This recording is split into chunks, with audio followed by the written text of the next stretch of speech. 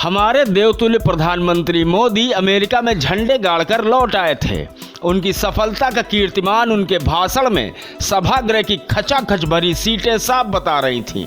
इतना ही नहीं, उनकी इस यात्रा को वहां के किसी भी अखबार में मुख्य खबर के तौर पर जगह न मिलना भी उनकी बेशुमार लोकप्रियता की गाथा का वर्णन करता है।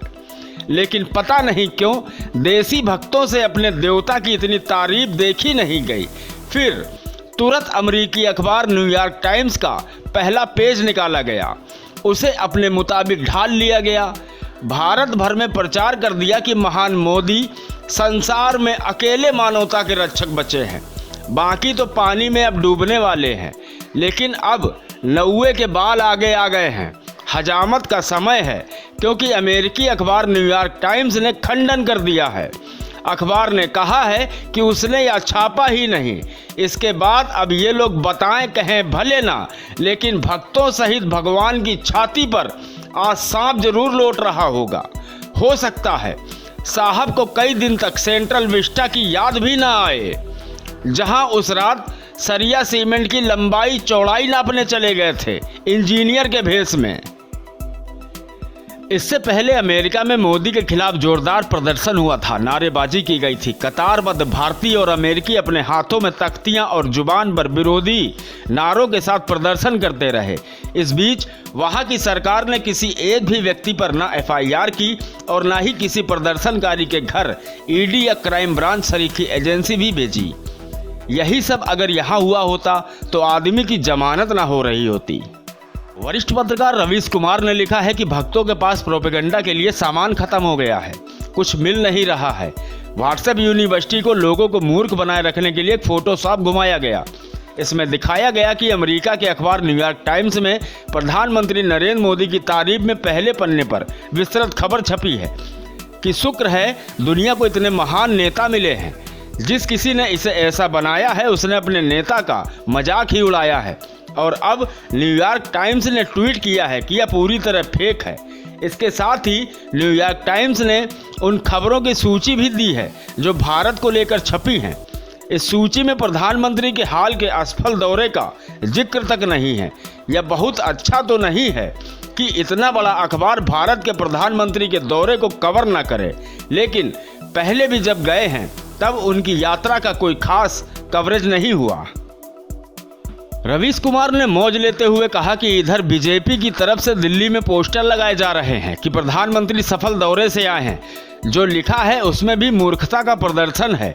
हिंदी के नाम पर राजनीति करने वाली पार्टी के पोस्टर का वाक्य देखिए कि अमेरिका की सफल विदेश यात्रा से आने पर अभिनंदन। अमेरिका की सफल यात्रा काफ़ी थी। अमेरिका की विदेश यात्रा कौन सी हिंदी है? विदेश की विदेश यात्रा लिखेंगे क्या? यह भी एक तरह से प्रधानमंत्री का मजाक उड़ाना ही है। उन्होंने कहा कि विदेश दौरे से आने का यही मतलब नहीं होता कि आप सफल होकर आए हैं, लेकिन लोगों को यही पसंद है। वो तो गाना भी है कि बेबी को बेस पसंद है। आप जिसे पसंद करते हो करो, लेकिन हर जगह नाक तो मत कटवाओ। इससे भी बड़ी अंधेर जो ये मैं आपको आंकड़े बता रहा हूँ कि कैसे इंद्र की कुर्सी पर भी दावा ठोकने की इच्छा रखने वाले मोदी जी ने देश की नाव डुबा रखी है। सबसे पहले वीडियोकॉन पर बैंक का 42,000 करोड़ रुपए का लोन था। वीडियोकॉन ने अपनी कंपनी वेदांता ग्रुप को बेच दी। बैंक से उन्होंने 2900 करोड़ रुपए सेटलमेंट कर लिए। बाकी के 39,100 करोड़ रुपए एनपीए में डाल दिए गए। दूसरा नंबर रुचि सोयाबीन कंपनी पर बैंक का 9,400 करोड़ रुपए का लोन था। रुचि सोया को स्वामी रामदेव ने खरीद लिया और बैंक ने रुचि सोया के 5,000 करोड़ रुपए एनपीए में डाल दिए। अब बाकी आपकी समझ में आया होगा कि बबुआ रामदेव काहे चाहता था कि सरकार मोदी की आए। डीएचएफएल आपने नाम भी सुना होगा, पर बैंक का 1,64 करोड़ रुपए का कर्ज था। पिरामल ग्रुप ने डीएचएफएल को खरीद लिया और बैंक ने 63,000 करोड़ रुपए एनपीए में डाल दिए। भूषण स्टील को टाटा स्टील ने 35,200 करोड़ रुपए में खरीदा और बाकी 18,000 करोड़ रुपए बैंक ने एनपीए में डाल दिए। एसआर पावर को अडानी ने खरीदा। एसआर पावर पर बैंक का 12,000 करोड़ रुपए का लोन था। बैंक से सेटलमेंट मात्र 2600 करोड़ में हो गया। बाकी के 9,400 करोड़ रुपए एनपीए में चले गए। एसआर स्टील को आर्सेलर मित्तल ने 42,000 करोड़ में खरीद लिया। बैंक का एस्सार स्टील पर 49,000 करोड़ रुपए का लोन था। बैंक से 3,000 करोड़ रुपए में सेटलमेंट हो गया, माफ़ कीजिएगा 30,000 करोड़ में सेटलमेंट हो गया। फिर बाकी के 19,400 करोड़ एनपीए में चले गए।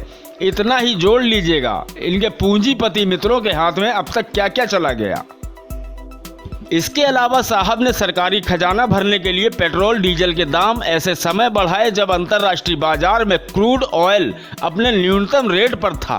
कई लाख करोड़ का टैक्स जमा कर लेने के बाद भी सरकार ने रेट कम नहीं किए तथा नागरिकों को महंगाई की आग में झोंक दिया गया। यह सिर्फ चंद मिसालें हैं जिनसे आप समझ सकते हैं कि आपको चिंदी चोरी में उलझाकर देश को कैसे लूटा जा रहा है। मंदिर के नाम पर जो लूट चल रही है उसकी तुलना में अगर इस लूट से की जाए तो रत्ती भर भी नहीं है। लेकिन ऐसा है क्यों? तो ऐसा इसलिए है कि इस देश में आस्था हावी हो गई है।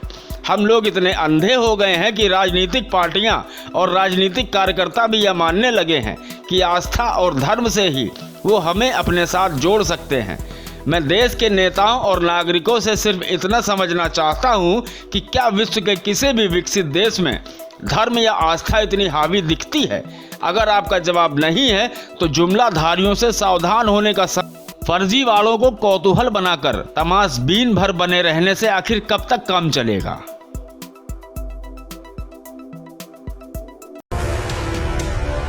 न गोदी मीडिया न विरोधी मीडिया, न इसकी मीडिया न उसकी मीडिया। हम हैं जनता की मीडिया जनज्वार। जनज्वार की हर खबर को जन जन तक पहुंचाने के लिए फेसबुक पेज को फॉलो करें, शेयर करें।